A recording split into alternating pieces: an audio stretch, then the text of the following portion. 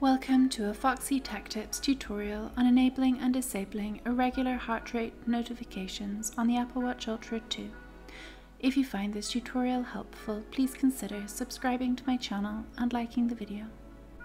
With this setting enabled, you will receive a notification when your Apple Watch identifies multiple heart rhythms that may be atrial fibrillation. Tap the digital crown to open the App menu. Then tap the Settings cog to open Settings. Scroll down the settings and tap Heart.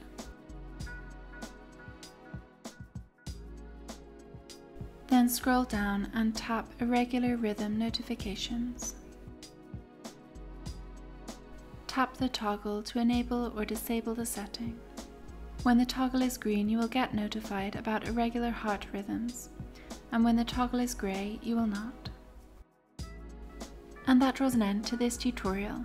Please like the video if you found it helpful and subscribe to Foxy Tech Tips for more Apple Watch Ultra tips and tricks.